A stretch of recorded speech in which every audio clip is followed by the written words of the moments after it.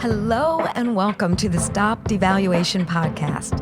I'm your host and founder of the StopDevaluation movement, Melody Hilton.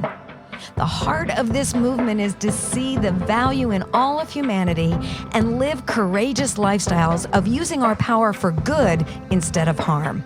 We can affect change by choosing validation over judgment, and I hope you'll take your place and make a positive impact in this world.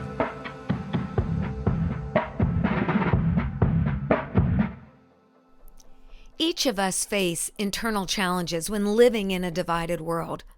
We must process through prejudice and bias to find the truth about ourselves and about others. In reality, what has our attention will have our direction. So often our worldview is shaped by the things beyond our control. Imagine the fear of living in a war-torn nation over political and religious divides. In today's episode, Caroline Johnston will share life experiences that distorted her perspective and the fears she faced growing up in Northern Ireland. Welcome, everyone. I'm so excited to introduce you to Caroline Johnston. Welcome, Caroline. Hi, Melody. It's lovely to be here today. In the midst of all of our stories, life has not been fair for anyone on the planet. I would love to hear the challenges that you faced, the things that caused you not to see your value and your worth. Yeah, so when I was growing up, I believed lies about myself. I believed that I wasn't good enough, I wasn't pretty enough, I wasn't intelligent enough or successful enough. And this was something that started probably in my teen years and grew over time into my 20s. And so I developed this internal and external competitiveness, and I always wanted to be better and was striving for these almost unobtainable goals. And through that time, I started to develop low self-esteem and always had a perfectionism. But then out of that came eating disorders. Wow. So what were some of the things that caused that on the inside of you?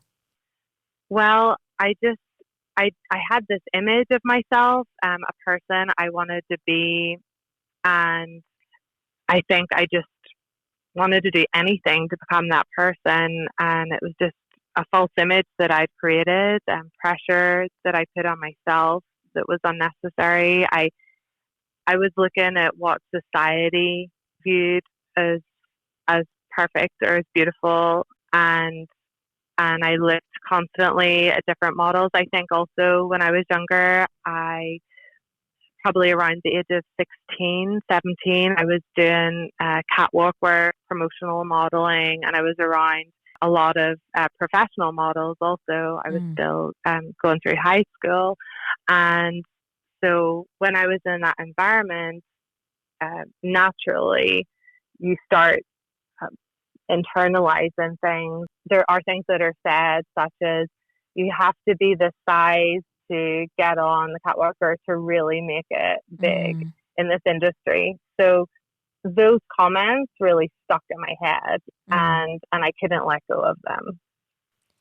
Did you have any relational experiences that negatively affected your self-worth? Yes. So I also was in abusive relationships, and that consequently lowered my self-esteem even further, and it really became a vicious cycle. So, and those individuals knew and sort of hooked onto that, and so that was very destructive. However, once I broke out of that, I was able to really see the true value in myself, and and I was able to live out my purpose and really believe in who I was created to be. And and the value I had, and an inner strength that I'd never felt before. Caroline, you lived in Northern Ireland. Were any of the things that took place as you were growing up within that nation, did that affect you at all? Yeah, so I lived through the Troubles, so it was a civil war in Northern Ireland, and there was a divide between the Protestant and Catholic communities, although I always like to say it was much more political uh, than religious. So Mm. it was the Unionists and Nationalists, and there was a lot of bombings and bigotry and unrest. I was faced with that growing up, and the uncertainty of going out in the street and not knowing if there was going to be a shooting, and I was in a lot of bomb scares also. Wow. So yeah, so it was a frightening experience, and it just seemed so unnecessary that people would be hitting each other or saying, killing the other side, but we're actually, even in the same communities, there was just this, it was a horrible time. Wow, I bet you that really stirred a lot of fear inside of you.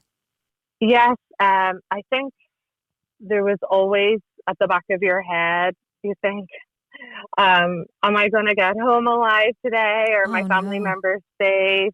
And so there was a risk, and but the beautiful thing is, there was the Good Friday Agreement, and there's a whole peace process that occurred, and our country is a different place now because there has been cross community activities. There has been a lot of work to understand the other side and to come together. That's beautiful. Carolyn, let me ask you a question. In the midst of all the things you experienced and the lies you believed and the things that you've shared, were there any individuals that saw your worth, saw your potential, spoke into your life that began to bring health and healing to you? Yes, so I've been very, very blessed to have great mentors in my life, and you are one. Oh, So, and I have I've been traveling quite a lot with my work. I've been relocated numerous times, and I've just found amazing people that have rallied around me. Also, I'm now located in DC, and most recently I've had fantastic support, particularly from the Irish American community, I must say. And so we're like a family. oh, Uh, yeah, it's been great, and those individuals have really believed in me and stood behind me and pushed me forward. And when on days that I was losing hope, or days I really didn't believe in myself, or I thought, oh gosh, I can't achieve this, or how can I speak up and stand up for myself, or how can I get to that other point? And they were the voice. They were the voices I needed to hear to get me to where I needed to be. So I'm really grateful for those individuals. And some are successful business people. Some are, well, from all different arts and parts. And it could be also some individuals help me, such as coaches. I think that is one of the reasons why I have been training as a coach for mm, this past few years, because that was the very thing that helped me in my job get further. So, and I can't forget the church groups that have been a constant support and helped me build my faith. that is beautiful. So, Caroline, what are you doing now that is generating value in others? Yeah, so I have been mentoring and coaching individuals and survivors also of eating disorders, or those that are in recovery. Mm. And it's been a really challenging experience, but really has brought me a lot of reward. And I just feel privileged to be able to serve those that really are going through a hard time and struggling to see light at the end of the tunnel. And so working with these individuals and girls in particular, being able to share my story and my journey and how I reached full recovery and wholeness and wellness has been really important. And I feel like I went through that for a reason, to help others. And also I set up my company in October of last year, and it's consulting and coaching. So the coaching element is to help others find their voice, find their inner strength, and build up confidence and resilience, and reach a point of self-awareness that they can achieve their dreams. And so basically, you are giving to others what was invested into you, and your journey has empowered you to help people in their journey. Yeah. And you do it so well. Thank you. I do know you, and there's such a purity of contribution that you walk in. There's such a genuine love for others. And yes, you've established a company and you do business and you have to make a living, but you're so driven for a cause so much higher than yourself, not just in the United States in your company, but globally. Thank you. Yeah. Thanks, Melody. Well, I just have a love for people, and I don't want to see anyone suffering. So anything I can do in my power to ease the pain or help people get to a better place in their lives, I want to be that person. That is beautiful. Now, Caroline, before we close, is there anything that you would like to share, saying, I don't want to close this interview without communicating? What would that be?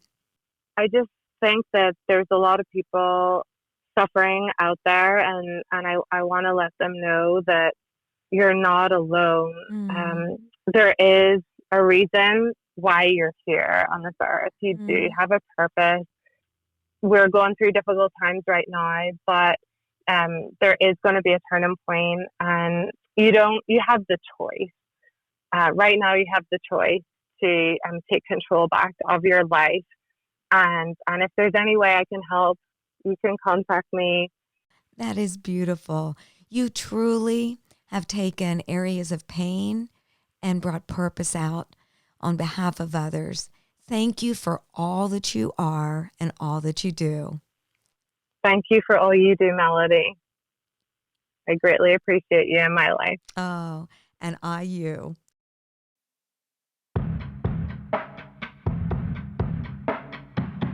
I want to thank you for listening and encourage you to become a part of the StopDevaluation movement.